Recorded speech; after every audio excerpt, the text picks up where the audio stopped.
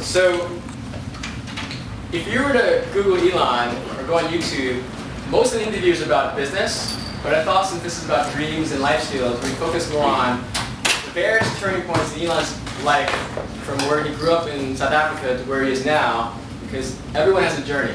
So I thought it would be cool that when you look at your life, there's going to be certain parts where you're like, if you went this way, you end up here, but if you go this way, you end up there.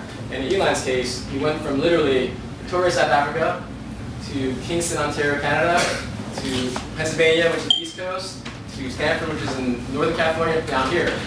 And it's a total of, if you look up, can you make it smaller?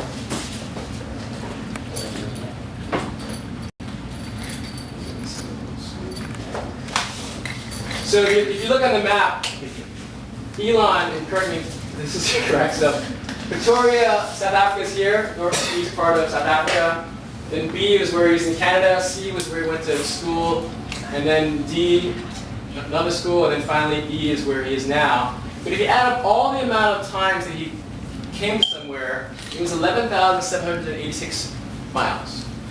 And so when you look at your life, wherever you are, think about the fact that maybe you're where you started your first 5 or 10 or 15 years.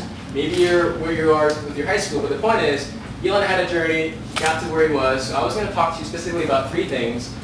How important the place was that you grew up, the people that you were around, that you were surrounded with, and lastly, like, is the purpose that you have the reason why you found and saw people that you surrounded yourself with? So the first question I want to ask you is just like South Africa. Right. Do you know that Nelson Mandela is from South Africa? So he's like one of the most amazing leaders in the world. Charlize Theron is from South Africa. Dr. Patterson Chong, who's like a revolutionary doctor. Why do you think South Africa, and you're obviously from South Africa, so what do you think about the culture and the people there make it a place where you have all these visionaries that grew up there? I think there's great visionaries in from almost any country. I think certainly there's some great people like right now that came from South Africa. I don't know. I'm not sure. There's certainly an eclectic mix of people in South Africa. Sort of a wide range of cultures, and I think some of those interactions are pretty helpful to come up with new ideas. I think that the United States also has a great mixture of cultures, and there's a lot of incredible people that they can from here. In fact, more amazing people come to the United States than probably anywhere else in the world. And the reason I wanted to come here was because the forefront of technology is in the U.S. Not like technology, so it's not the right place to go. And what about the people you surround yourself with, like your mom, your brother, your sister, your cousins? I mean, what kind of an impact did they give to you? Because you might have a dream, but you still need the people around you to support or discourage you from your dreams. So did you have a very supportive family? I don't think they were unsupportive, but I can't say they were particularly supportive. My father was quite unhelpful. I got beaten up a lot at school. So. Really? Yeah, it sucks. For what? For no good reason, I think. But, I read a lot of books,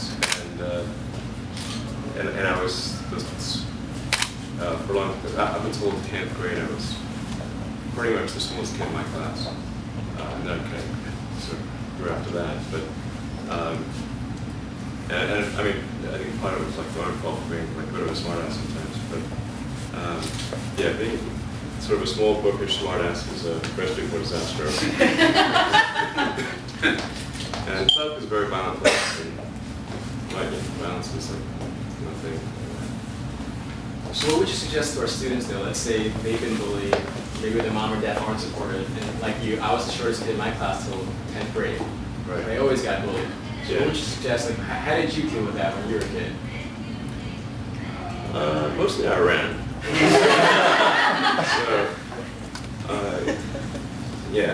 I think run or hide. Those are the 2 options, really.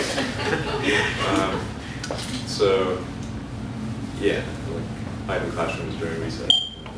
Okay, so that's what you suggest to our students. Run or hide. I'm not sure what the other options are. Okay.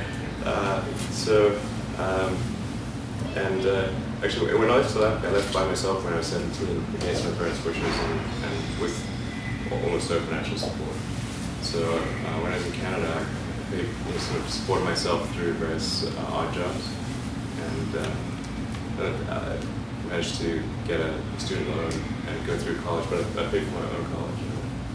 Well, I mean, got loans plus work. Eventually paid with the loan. And why did you choose Canada? Why Queen's University? That where you went, Kingston?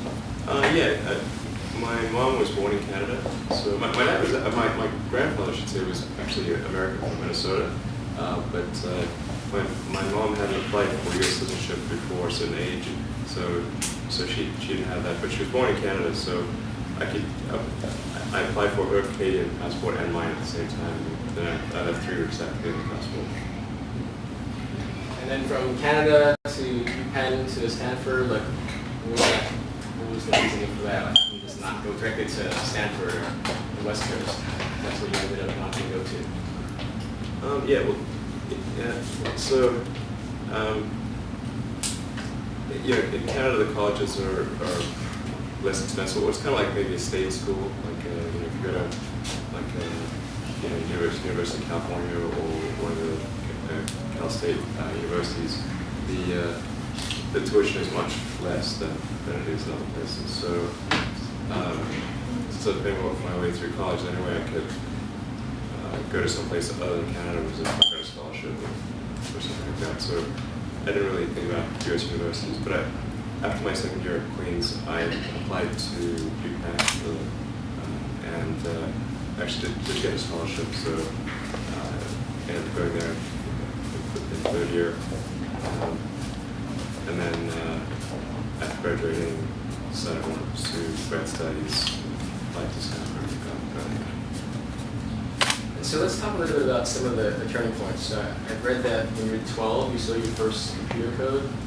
You get a class for $500. Right. So again, you have an idea, as all the students have. Who did you reach out to? Did you reach out to your mom? Did you reach out to your cousin? Or like, how did you make that, oh, I have this product, to here's $500, Elon? Well, I read a lot of computer magazines, and there was a computer magazine that you could sell software to, and then publish the software, and then send you a check. And I love playing video games, so I need more money to buy a better computer and more video games.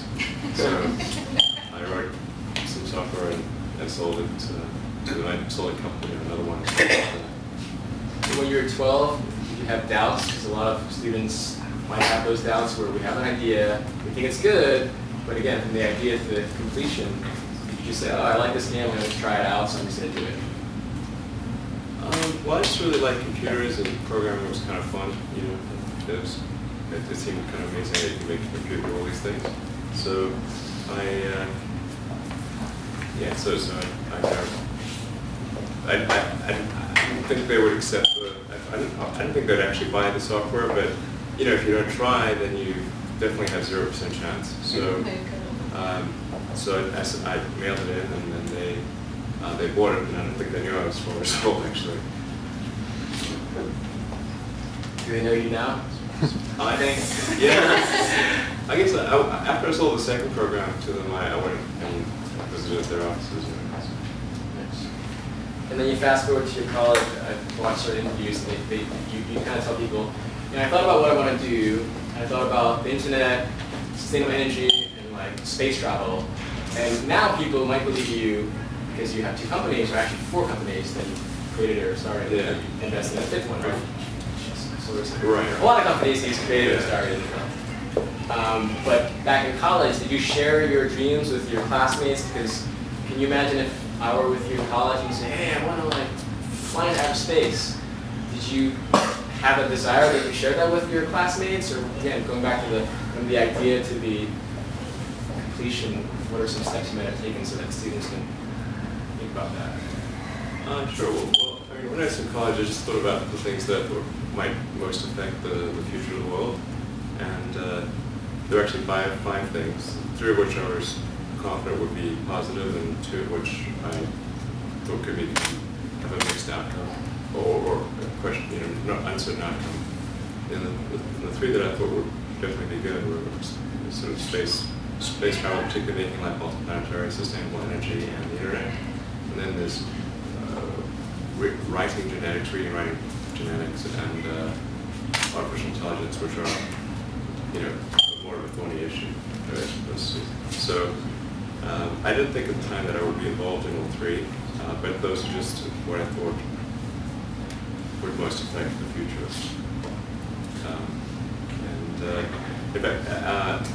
At first I didn't, it's not as though I expected to start a company. I actually just applied for a job at Netscape, which was the only internet company in '95. And then that sent my resume, I didn't hear anything. And I tried to hang out in the lobby. That's what your job did. Yeah, but I was too shy to talk to anyone, so that didn't work. So then I just started writing some internet software, and then my brother came down and joined me, and we created a company. But we still had virtually no money, so we had $3,000, and so we could afford to rent this really crummy office, which was cheaper than an apartment. So we just slept on a couch in the office, and then showered at the YMCA. So one more question, and I'm going to open it up to the students and some of the volunteers. So I was talking to Andy Bell, as the CEO of the shelter, right? And he talked about how the solutions that we want to find for any problem isn't just about resources, it's about relationships. So for you, the guy named Harry Rosen. Right. How do you really know a lot of details. I've read a lot. Harold Rosen, yeah. So Harold Rosen was one of the guys that was instrumental in helping Elon with Tesla and SpaceX. Is that accurate? Not so much with SpaceX, but more with Tesla. In 2003, about a year after Tesla, SpaceX was started. So SpaceX was the reason he called me, but then he wasn't all that helpful with SpaceX, but he certainly helped in getting Tesla going. And he brought J.B. Straubel, who was ended up being one of the co-founders of Tesla, to the lunch, and they were trying to do like I think a hydrogen airplane or something, which it sounds cool, but I don't think it's very practical. But then they also mentioned electric cars, because Harold had done an electric car company called Rosen Motors that didn't ultimately succeed, but both JB and Harold were really interested in electric cars. And I mentioned that I was going to be doing my grad studies on ultracapacitors for use in electric cars, and then they said that I should get a test drive in a prototype for AC propulsion of it was an electric conversion of a kit gasoline sports car. And that really made it clear that you could create a long-range, fast electric car. And so we created Tesla as a result. So my question is for the students: they have a dream, they have to find people like a Harold. How did you actually meet Harold? Was it like friend or friend, or how did that? I'm not quite certain. I think he heard about SpaceX, and they gave me a call and suggested having lunch. Okay. It's just out of the blue. Does that happen a lot? Like people from out of the blue say, "Hey, Elon, I want to help you," or? It does these days. It didn't happen in the beginning. So what would you suggest for people that aren't in a more established position as you, but how do you find those business contacts or people that can develop those relationships to help you? Well, I think it's worth like going to if you go to places where such people are likely to be, and then just can try sort of cold calling people out of the blue. Then I got a couple of summer jobs that way. But I think just sort of go out and try to meet as many people as possible. It's a good way to go. Thank you.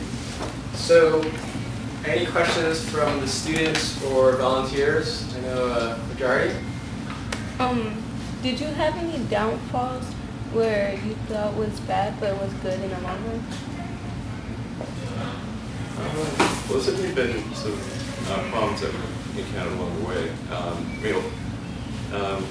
All my companies at one point or another came close to failing, so it's very, very close. 2008 was probably the low point because we had our third rocket failure in a row, so we'd only had failures until that point. And I'd only planned to have enough money for 3 launches, so fortunately we were able to scrape together enough to do a 4th one. But if the 4th one had failed, then it would have been game over for SpaceX.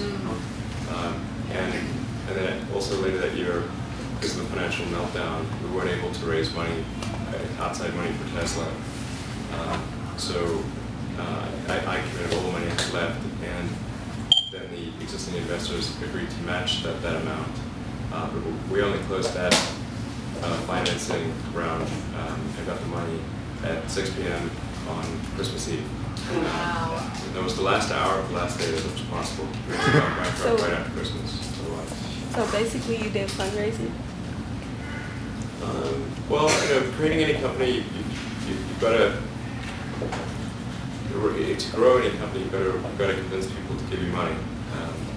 And in order to convince people to give you money, they have to think that there's a good chance that the money will be worth more after they give it to you.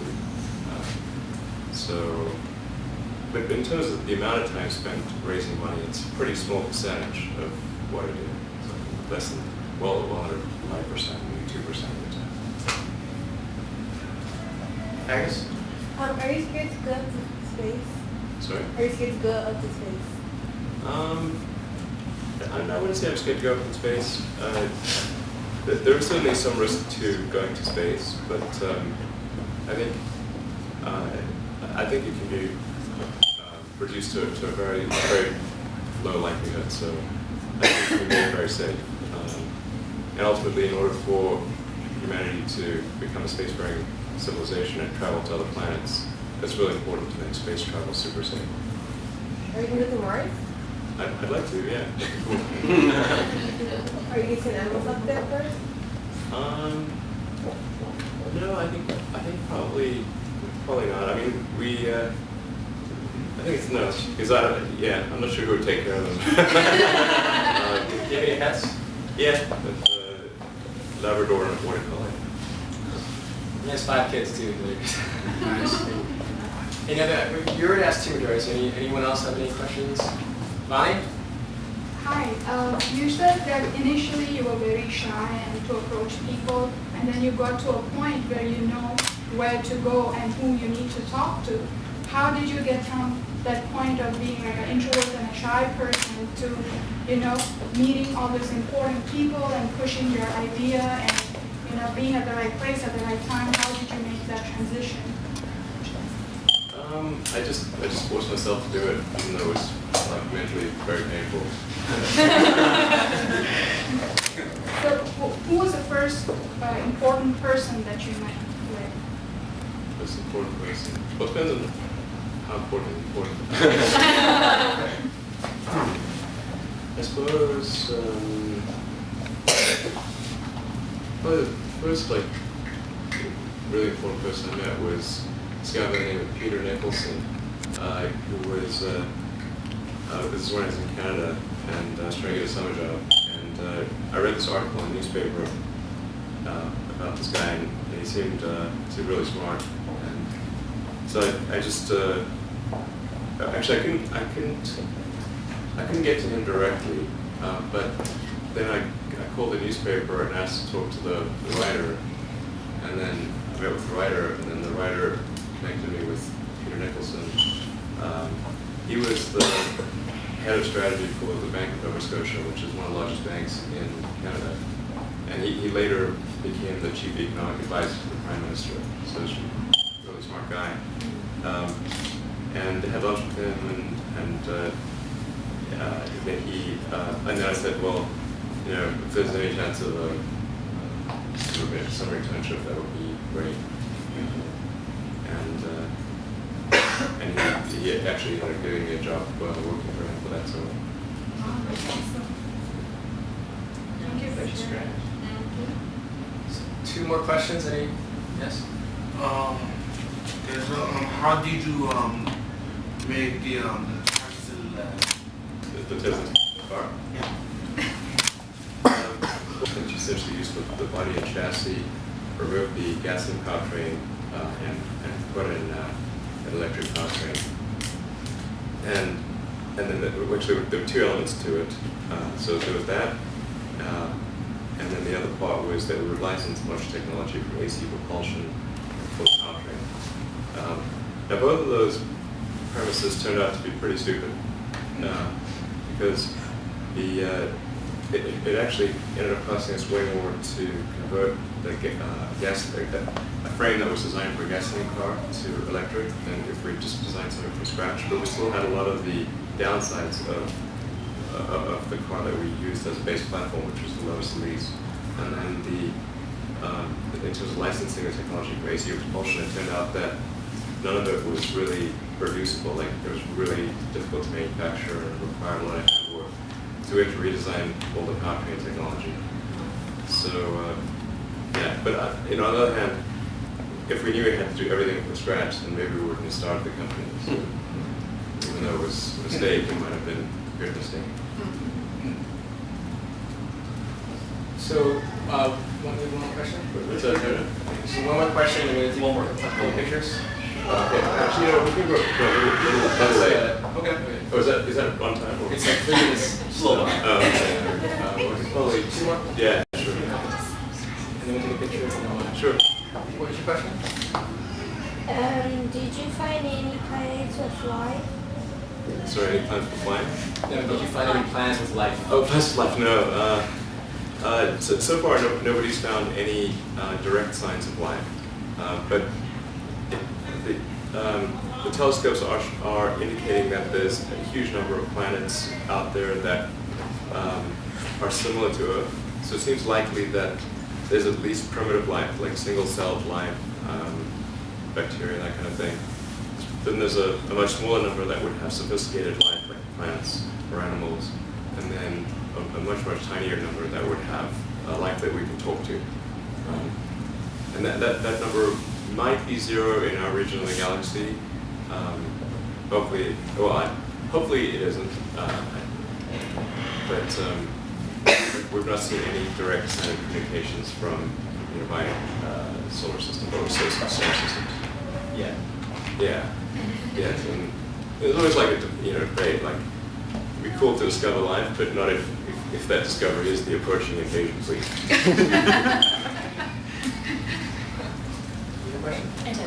Not first student. Do you drive the car that you designed? Yeah. Nice. That's the Very way quiet too. Almost ran me over. I didn't hear it. Yeah, it's important to always use your product and figure out what if they think every day about how it could be better. Is there a question, Manisha? Yeah. So how do you deal with fear?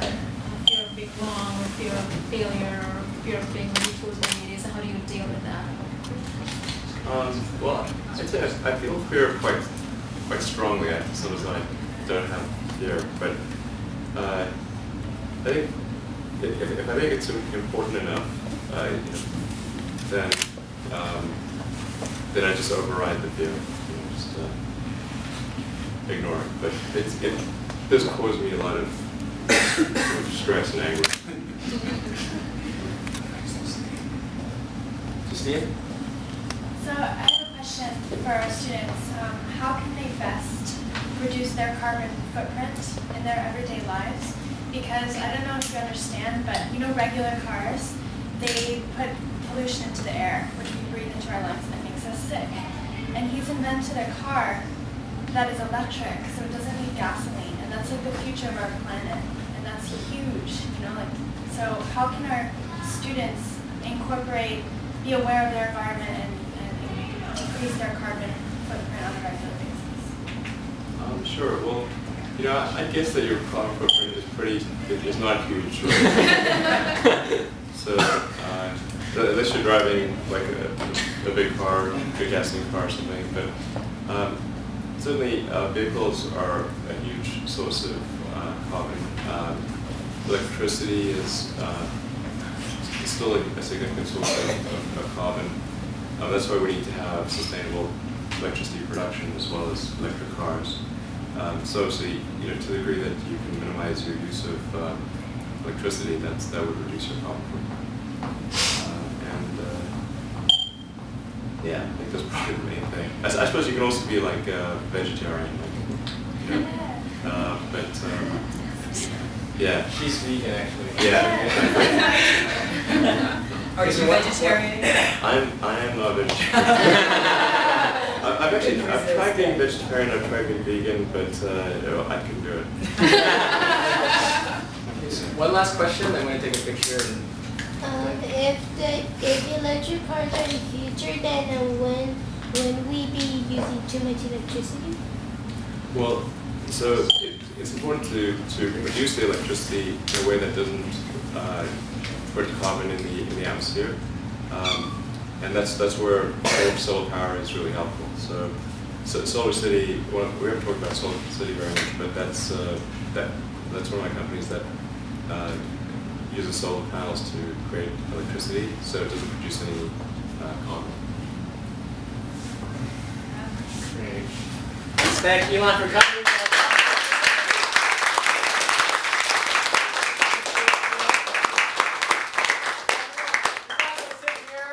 Everyone's going to surround Elon. We'll take one quick picture. Elon can sit down. Everyone surround Elon. One quick picture, and then he's on his way. Picture duty? I want to be in the picture with you a lot, man. Are you going to take a picture? I'll take it. Everyone surround Elon, please.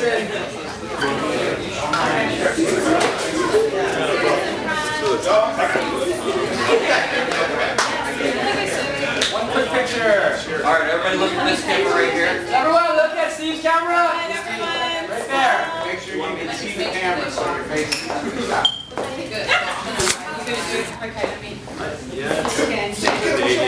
Sorry. Exactly. Look that way. Yeah, the count of three, we're going to say Tesla, okay? On the count of three, we're going to say Tesla. 1, 2, 3. Tesla! Next one, we're going to say SpaceX, okay? All right. Count of three. 1, 2, 3. SpaceX! I'm going to give Solar Cities some love too, so count of three, Solar City, ready? 1, 2, 3. Solar City! All right. All right.